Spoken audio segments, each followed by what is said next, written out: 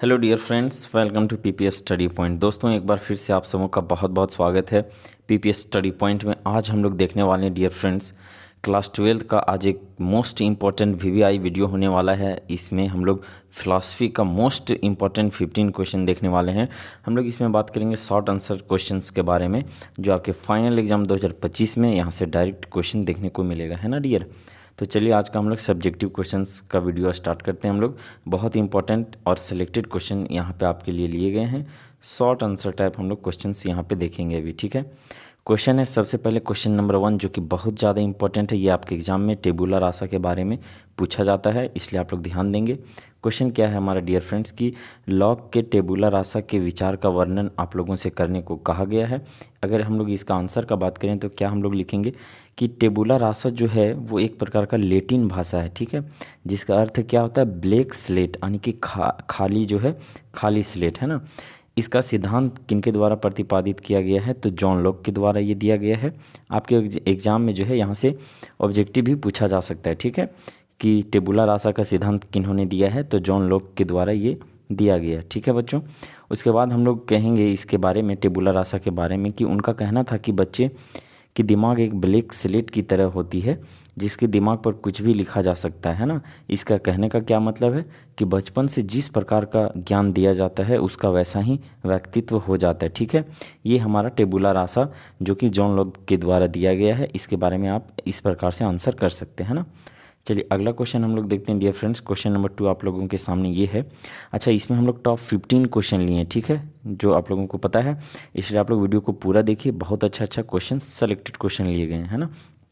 Question number 2 है हमारा dear friends कि बर्कले का आत्मनिष्ठ प्रत्ययवाद क्या है। इसका हम लोग आंसर करेंगे कि पाश्चात्य दर्शन में प्रत्ययवाद की पहली झलक जो है वो बर्कले के दर्शन में मिलता है बाबू। उनके अनुसार जो है वो मात्र अनुभव ज्ञान का स्रोत है। अनुभव ही क्या है, तो ज्ञान का स्रोत है।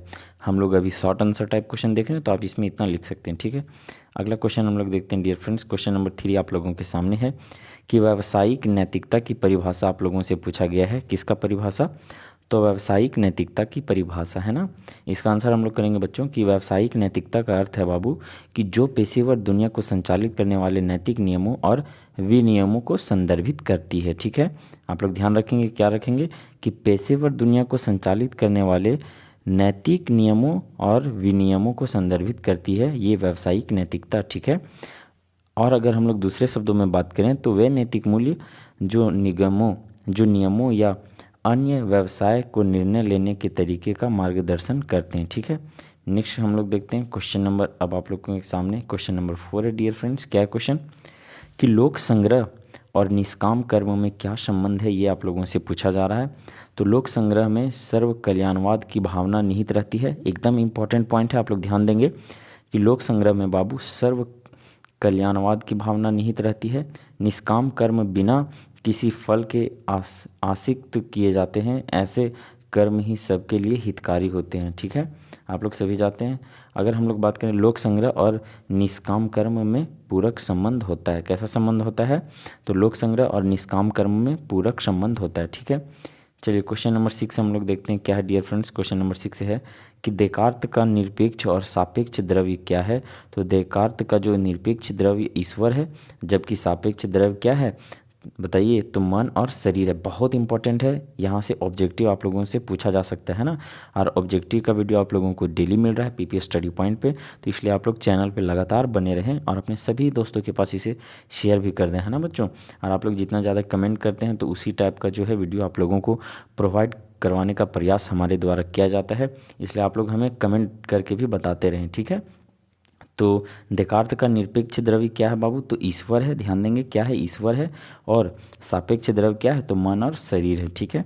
चलिए अगला क्वेश्चन हम लोग देखते हैं बच्चों। क्वेश्चन नंबर 6 ये रहा आप लोगों के सामने। क्या है क्वेश्चन कि ऐच्छिक कर्मों के महत्व आप लोगों से पूछा जा रहा है। इसका आंसर करेंगे हम लोग कि ऐच्छिक कर्मों का अस्तित्व, महत्व जो है इसका अत्यधिक महत्व है, क्योंकि ऐच्छिक कर्मों पर ही नैतिक मूल्यांकन किया जाता है और ऐच्छिक कर्मों पर ही नैतिक निर्णय दिए जा सकते हैं। अतः ऐच्छिक कर्म जो है बाबू अत्यधिक महत्वपूर्ण हो जाता है। एक बार और हम लोग इसका आंसर देखेंगे कि ऐच्छिक कर्मों का अत्यधिक महत्व है, क्यों महत्व है? क्योंकि ऐच्छिक कर्मों पर ही नैतिक मूल्यांकन किया जाता है ना, और ऐच्छिक कर्मों पर ही नैतिक निर्णय दिए जाते हैं। अतः ऐच्छिक कर्म अत्यधिक महत्वपूर्ण यहाँ से हो जाता है। ठीक है, नेक्स्ट क्वेश्चन हम लोग देखते हैं डियर फ्रेंड्स। क्वेश्चन नंबर 7 क्या है कि पीटर सिंगर कौन है? तो पीटर सिंगर भाषा व्यवहारिकता नीति शास्त्र के महान दार्शनिक हैं। ठीक है, इन्होंने ही व्यवहारिक नीति शास्त्र को नया आयाम दिया। ये हैं पीटर सिंगर, है ना, नीति शास्त्र। चलिए अगला क्वेश्चन देखते हैं हम। नीति शास्त्र के महान दार्शनिक थे पीटर सिंगर। अगला क्वेश्चन हम लोग देखते हैं बच्चों। क्वेश्चन नंबर 8 ये रहा आप लोगों के सामने। क्या क्वेश्चन कि नीति शास्त्र को आदर्श मूलक विज्ञान क्यों कहते हैं? क्यों कहा जाता है बताइए? तो नीति शास्त्र के अंतर्गत नैतिक कर्म, उचित एवं ऐच्छिक कर्म जो नियमबद्ध होते हैं ना, आदर्शात्मक आचरण पर आधारित होता है, ये हमारा नीति शास्त्र।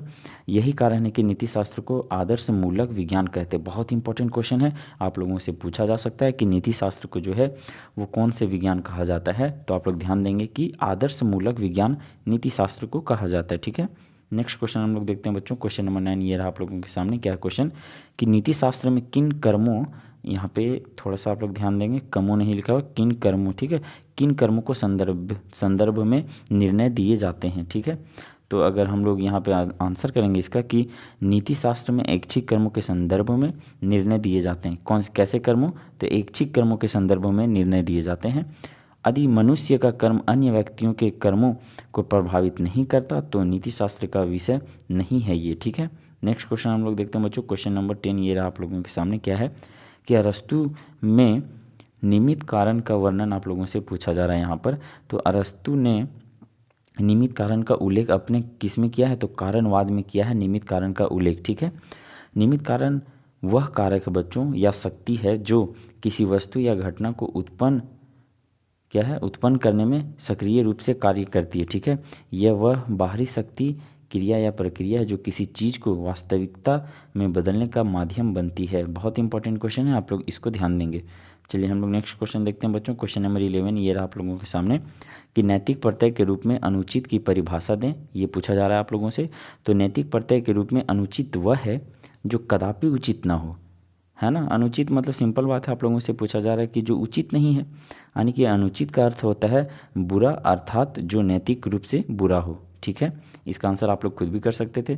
चलिए नेक्स्ट क्वेश्चन हम लोग देखते हैं। क्वेश्चन नंबर 12 ये रहा आप लोगों के सामने। क्या बच्चों कि देकार्त के संदेह विधि का वर्णन आप लोगों से करने को यहाँ कहा जा रहा है। तो देकार्त का मानना है कि सत्य ज्ञान की प्राप्ति संदेह विधि से ही हो सकती है। ठीक है, उनकी एक महत्वपूर्ण उक्ति है या कथन है कि मैं सोचता हूँ अतः मैं हूँ। अगर मैं सोचूंगा ही नहीं तो मैं, समझो कि मैं हूँ ही नहीं, है ना। तो मैं सोचता हूँ अतः मैं हूँ, मैं स्वयं पर संदेह करता हूँ इसलिए निसंदेह मेरी सत्ता है। चलिए अगला क्वेश्चन हम लोग देखते हैं। क्वेश्चन नंबर 13 ये रहा आप लोगों के सामने। क्या बच्चों कि प्रकृति का तम गुण आप लोगों से पूछा जा रहा है। बार बार एग्जाम में ये क्वेश्चन रिपीट होता है, इसलिए आप लोग इसको ध्यान देंगे कि प्रकृति का तम गुण का मतलब होता है कि व्यक्ति के सत्य असत्य का कुछ पता नहीं चलता, यानी वे अज्ञान में ही रहता है। तम गुण यानी कि अज्ञान में ही रहता है, आप लोग ध्यान देंगे। चलिए क्वेश्चन नंबर 14 हम लोग देखते हैं। क्या क्वेश्चन नंबर 14 बच्चों कि पूर्ववत अनुमान क्या है, ये आप लोगों से पूछा जा रहा है। तो इसका आंसर हम लोग करेंगे कि पूर्ववत अनुमान, जब हम कारण से कार्य का कोई अनुमान निकालते हैं तो वह पूर्ववत अनुमान कहलाता है। ठीक है, इसमें जो है बच्चों वो भविष्य का अनुमान वर्तमान कारण से भी करते हैं। जैसे समय में वर्षा देखकर अच्छी फसल का अनुमान करना पूर्ववत अनुमान है। इस एग्जाम्पल के थ्रू आप लोग बहुत अच्छे से समझ सकते हैं कि जैसे समय से वर्षा देखकर अच्छी फसल का अनुमान करना पूर्ववत अनुमान है, इसी तरह जो है बाबू वो बादल देखकर वर्षा का अनुमान पूर्ववत अनुमान है ना। आप लोग जैसे बादल देखते हैं आसमान में तो आप लोग इसको एक अनुमान लगाते हैं कि वर्षा हो सकती है, तो ये एक प्रकार का पूर्ववत अनुमान है। यहाँ बादल कारण है और उसका कार्य क्या है, तो बादल का कार्य है वर्षा करवाना। ठीक है, इस तरह का अनुमान व्याप्ति संबंध पर भी आश्रित रहता है। पाश्चात्य तर्कशास्त्र में यह अनुमान कार्य कारण के नियम पर निर्भर करता है। ठीक है, ये बहुत अच्छा क्वेश्चन था, इसलिए आप लोग इसका एग्जाम्पल भी था तो आप लोग भूलेंगे नहीं, है ना। इसको बहुत आसानी से आप लोग याद रख सकते हैं। आज के लास्ट क्वेश्चन हम लोग देख रहे हैं बाबू कि केवलान्वयी अनुमान क्या है ना। केवलान्वयी अनुमान क्या है ये आप लोगों से पूछा जा रहा है ना। इसका अगर हम लोग आंसर करेंगे बच्चों तो क्या करेंगे हम लोग आंसर इसका कि जब व्याप्ति की स्थापना भावात्मक उदाहरणों से होती है तब उस अनुमान को क्या कहा जाता है, तो केवलान्वयी अनुमान कहा जाता है। बहुत इंपॉर्टेंट क्वेश्चन। और यहाँ से सिंपल आप लोग इस पॉइंट को सिर्फ याद रखिएगा, भावात्मक उदाहरण, है ना, तो हम लोग इसका आंसर कर पाएंगे कि ये जो है वो केवलान्वयी अनुमान ये हो सकता है। ठीक है, चलिए, तो ऑल द बेस्ट आप सबों को। बहुत नज़दीक आप लोगों का एग्ज़ाम आ गया है, तो अभी से आप लोग तैयारी में जुड़े रहें और लगातार आप हमारे चैनल पे बने रहें, है ना। ऑब्जेक्टिव का बहुत सा इंपॉर्टेंट वीडियो आप लोगों को प्रोवाइड करवाया जा रहा है, और आप लोगों को बोले ना कि आप लोग कमेंट कीजिए, उसके अनुसार जो आपको ज़रूरत होगा और हम लोगों को जो लगेगा कि आपके एग्ज़ाम में यहाँ से आपके मार्क्स में जो है वो बढ़ोतरी होगी, तो उस प्रकार से आप लोगों को वीडियो जो है बाबू वो हमेशा प्रोवाइड इस चैनल पे करवाया जाएगा, है ना। आप हमसे डायरेक्ट जुड़ सकते हैं इंस्टाग्राम देव 4825 पर, और टेलीग्राम में आप जुड़ सकते हैं। यहाँ का PDF ये जो अभी आप पढ़े, इसको डाउनलोड करने के लिए आप हमारे Telegram channel PPS study point पर जुड़ सकते हैं, है ना। चलिए, नेक्स्ट वीडियो में हम लोग फिर मिलते हैं बच्चों, तब तक के लिए नमस्कार, जय हिंद।